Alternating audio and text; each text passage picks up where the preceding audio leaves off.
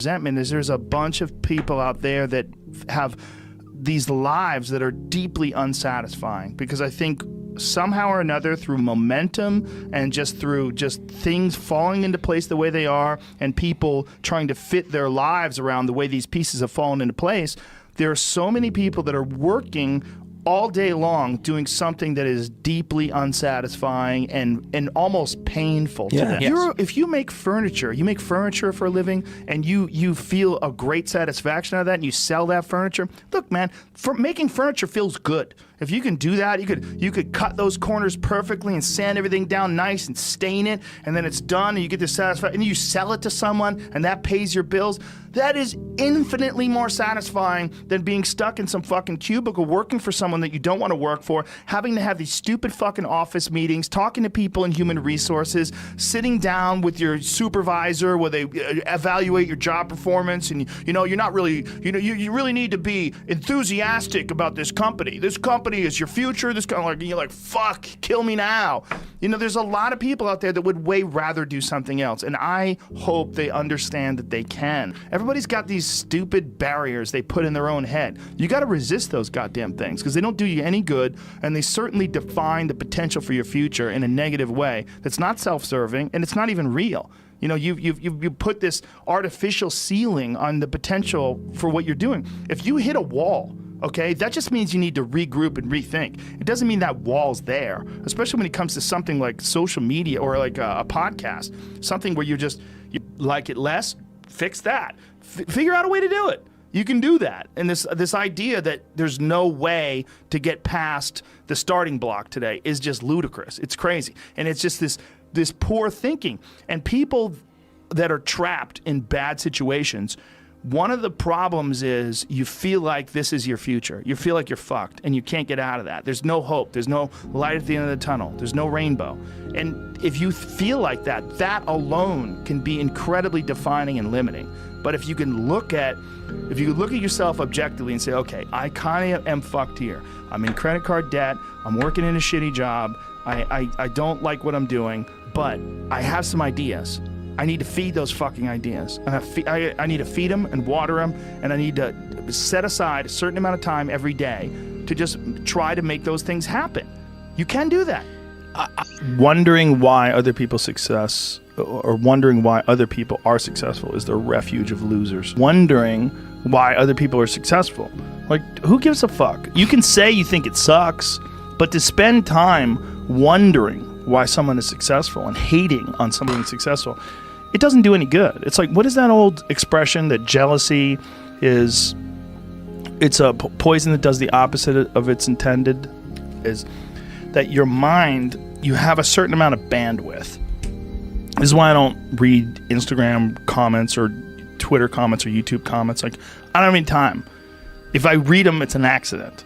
But to seek them out, like, you have bandwidth. I don't spend time wondering why I hate things or hating on someone or being jealous. You have, let's call it units. You have 100 units of bandwidth in your mind. So that means there's 100 units that you can spend on things you care about, or you could let your mind be occupied by some stupid fucking Twitter feud that you're in with some idiot that you don't even know, and you could spend 30% of your Twitter bandwidth or your mind bandwidth on this, and then you only have 70% for the things you love.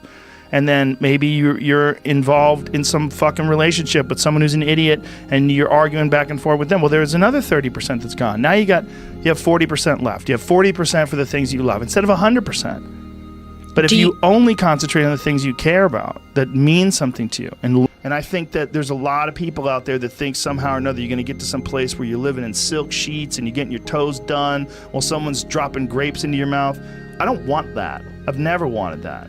That guy's not going to be happy. He's going to be bored. An hour into the grapes, you're going to get those fucking grapes away from me. Stop painting my toes. What am I doing in this bed? I got to do something. I'm not stimulated.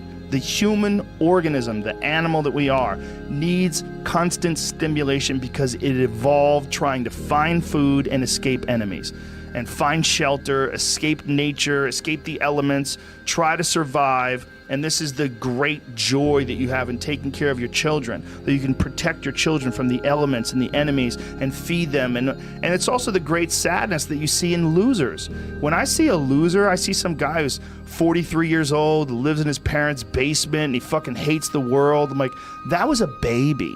Man, this is a baby that somebody just gave shitty nutrients to, whether it's nutrients in the forms of food or in the form of thoughts and ideas and examples, and this kid developed these horrible self-defeating patterns of behavior that have led them to this point where they're this middle-aged person with no future and no idea of how to get out of this rut, and probably never will escape it, and might just wind up sucking on a gun.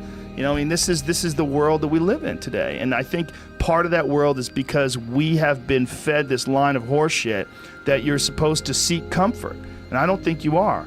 I think you're supposed to seek lessons, and you're supposed to seek difficult tasks and accomplishments. And through those things, and through doing things that are hard to do, even if it's just a fucking 90-minute hot yoga class.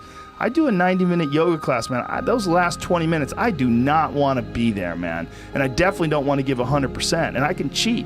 I can kind of half-ass it. I can. But if I don't, and I get through it, when that time is up and the lady says namaste and everybody gets up, I'm like, fuck, man, I made it. You know, I lost 15 pounds. My fucking yoga mat is drenched to the point where I could literally wring it out and fill a jug up with water.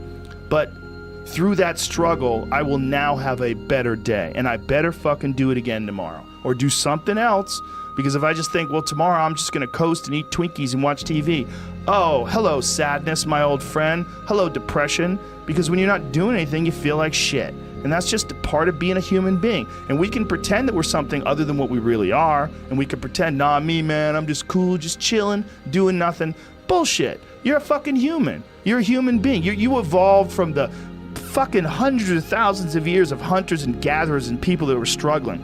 Those human reward systems are carved deeply into your DNA. And if you don't respect that, if you don't respect the mechanism of happiness and fulfillment and what you really need to do in order to feel satisfied in life, camaraderie, love, family, friendship, struggle, testing yourself, learning, all those things are imperative. They're all a giant part of being a person. Concentrating on people that suck or being jealous about people that are doing well does me zero good. But instead, if someone does well, I can be inspired and I can get fired up by it. I mean, I figured this out in my early 20s. I was like, okay, this is I have a poor way of looking at it, because it's a martial arts thing. Because in martial arts, like, you can't be jealous of someone else's ability. You have to realize you might have to fight them someday. So by realizing that they're really good, you're forced to be objective about it. And you have to go to work. Like, you have to go, fuck, that guy's better than me. I got to get better. And you have to go to work. Right.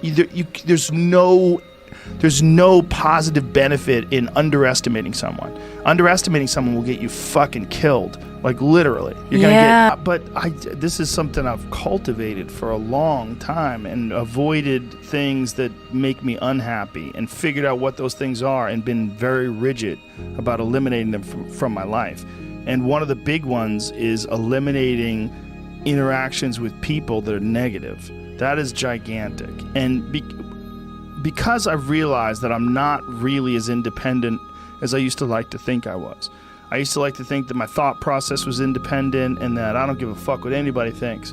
That's nonsense. People say that because they absolutely care what people think, and it bothers them. So they say, I don't give a fuck. But that I don't give a fuck stuff is almost entirely nonsense. You do care. And you care in both ways. You care if people are critical of you, care if people are positive of you, but you also care if people are living positive lives and they're motivating you. That's a big one. People are fuel, and other people, it's one of the reasons why I like talking to people, one of the reasons why I like to do podcasts, because I get a lot out of, like just talking to you about your time in the monastery or your push to get to that 100 miles. Like, you get energy out of people like that, and you think about this energy and you think about this inspiration when you're doing other things. And it also sets in your mind that when you meet these exceptional people that move you, like, what are the characters, what are the qualities that they have, what are the characteristics that they possess, and those things become significant and important to you. Whereas if you live around a bunch of people that are complaining and bitching about everything, and they see the negative in everything, and they're always whining, those people are the opposite of that. They're the opposite of inspiration, and they're mud. You're just like, what? It's like you're up to your ankles in mud. You try to trudge through life. It's difficult. You're not light. It's not pushing you. There's not a wind at your back. The wind's in your face, and it's rough, and over time, I've learned that these people, you're not going to fix them. I used to want to fix them when I was young. I used to want to go, hey man, I see what you're doing. Like, dude, don't do that anymore. Listen, just do this and stop doing that and start doing this. And if you just work towards this, you could be successful. And then a week later, the guy's doing the same shit. You're like, okay, right. I'm wasting a significant amount of my energy on someone who doesn't want to waste any of their energy on themselves.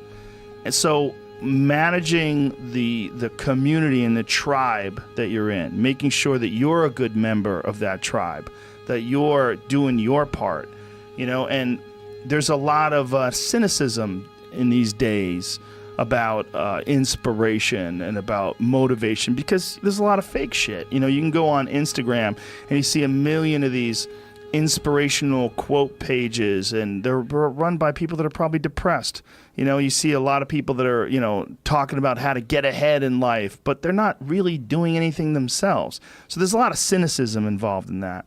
But there's also sincerity in it. And you can get, if you just look at it with a pure heart and a pure mind, you can get a lot of energy out of that. And when you're around happy, inspirational people that are successful, it makes you feel better and you get inspired. And if you act on that inspiration, your life will be more fulfilled. And it's not just inspirational in terms of financial success, but in terms of doing difficult things, whether it's running 100 miles, it doesn't pay you a goddamn thing other than the wealth of the knowledge that you can push yourself to such an extreme. Or anything else, whether it's someone who becomes really good at playing chess, or someone who's really good at martial arts, or whatever it is. There's a great feeling in these overcoming these difficult things, because life is never this just constant state of I'm at a 9 all day, and when I'm with my wife, I hit 10. Yay! And I stay like that. That's not real. What's real is like you saying that you went to this monastery and felt all this angst about meditating and being alone and not having your phone and not having the input, but then when it comes out of it, then you have this reward. So you push through this, and you had these uncomfortable feelings, and you came out of those uncomfortable feelings with this newfound appreciation for time and this newfound respect for your own existence in your own space, and carving out 3 hours for yourself a day. That's where it all comes from. It all comes from life lessons, and the lessons are learned through struggle.